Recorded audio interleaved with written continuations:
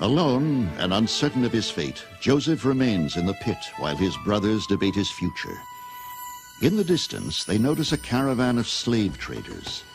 As the merchants approach, Judah suggests selling Joseph. The Bible tells us that the passing traders were Ishmaelites. They purchase Joseph for 20 shekels of silver and depart for Egypt, setting off a dramatic chain of events that will eventually create a great historical figure from a humble slave.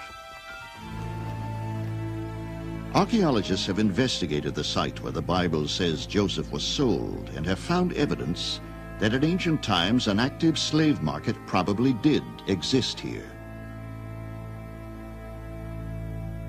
According to the biblical story, Joseph is sold into slavery by his brothers at a site named Dothan. That's north of Jerusalem in the hill country of Samaria. It's been located and excavated by American excavators, and it was a major site in the 2nd millennium BC. There were two sources of slavery in Egypt.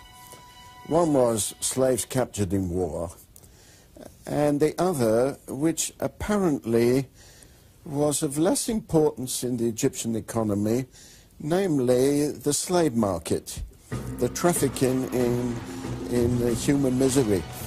We do have this document from the 18th pre-Christian century, a papyrus document that lists 37 slaves in one household, and that gives an indication of the slave market in Egypt. And a goodly number of those names are Semites. So from that point of view, it does provide a background for the sale of Joseph into slavery from Canaan to Egypt. The life of the typical slave was depicted in vivid detail on the tomb paintings of wealthy Egyptians.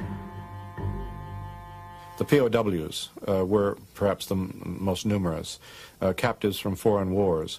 But also Pharaoh was in the habit of sending messages up to his governors in Canaan and saying, I require so many warm bodies, so many workers. And the regent would be supposed to ship them off by return post almost. And how they were rounded up, I don't know. But we do have examples of native peoples actually selling their own people into Egypt as domestics and whatever they would have ended up as in Egypt.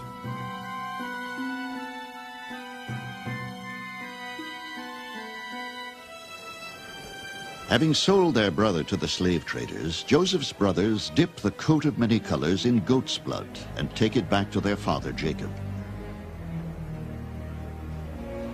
Forced to confront the loss of his favorite son, his heart is heavy.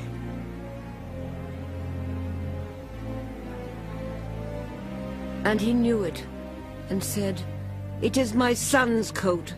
An evil beast hath devoured him. And all his sons and all his daughters rose up to comfort him. But he refused to be comforted. And he said, For I will go down into my grave unto my son, mourning. Thus his father wept for him. Genesis 37:35. Scholars have been able to trace the route that the slave traders followed as they bore Joseph into Egypt. It was an arduous and difficult journey, nearly 400 miles long, much of it over barren terrain. Two trade routes once extended from Western Asia into Egypt. One was called the Via Maris, the highway that hugged the coast. The other was beyond the Jordan River. It ran from Damascus southward along the Dead Sea and across the Sinai into Egypt. Centuries later, portions of these routes may be the very ones the Israelites will take on their exodus from Egypt to the Promised Land. The Ishmaelites took Joseph to the city where Pharaoh lived. Archaeologists have identified this site as Avaris in the northern delta.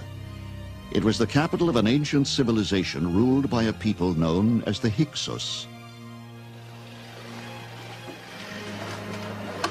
Long a mystery to scholars, many now believe the Hyksos were a Semitic tribe that originated from somewhere in Canaan.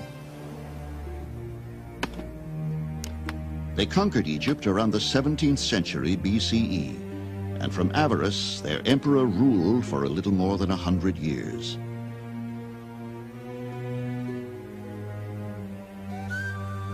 There is evidence suggesting that the Hyksos Empire corresponds to the period in which the Bible places Joseph in Egypt. And the excavations show that Asiatics did indeed settle that site somewhere around 1800 BC or earlier, and over a period of time built a large and prosperous city there. Their burial customs, their pottery, their weapons, their building styles all indicate that these people came from somewhere in South Canaan. In that sense, there may be a historical context for the Joseph cycle and the other stories having to do with the sojourn in Egypt and the Exodus. Elsewhere in the world, other developments are taking place. Across the Atlantic in North America, rural tribesmen craft grooved axes which enable them to clear large plots of land. Meanwhile, in Scandinavia, the practice of sun worship is becoming popular.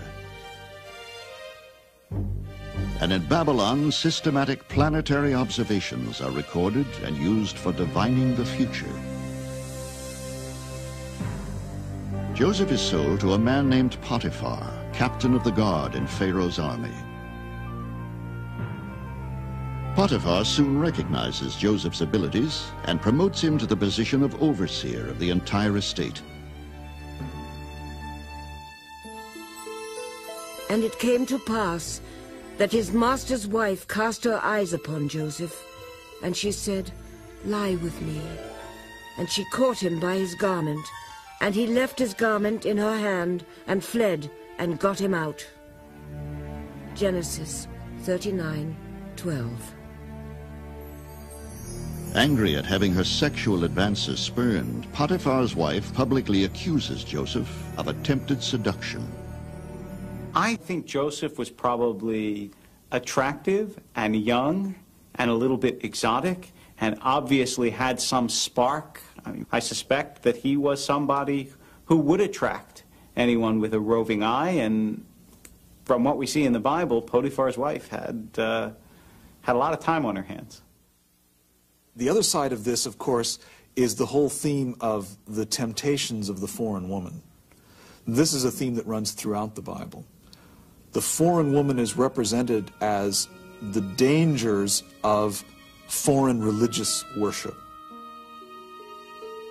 I'm sure Joseph was tempted, not only because the Bible says he hesitated, but also in the Hebrew notes for the reading of the Bible.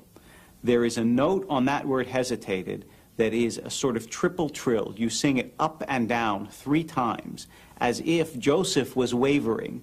The way you sing it is supposed to recreate Joseph's internal state. And I think that that note is intended to teach us that he came very close to saying yes.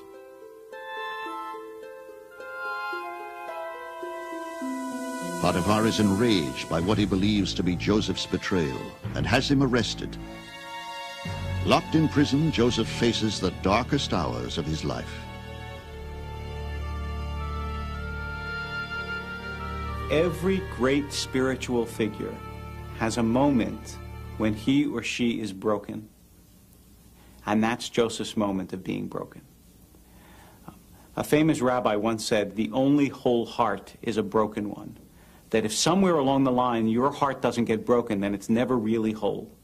And I think that every great spiritual figure has to have a moment when they realize their poverty and pain and anguish and brokenness, and then they put themselves back together and come to God renewed and stronger than before. And the imprisonment is Joseph's moment of brokenness.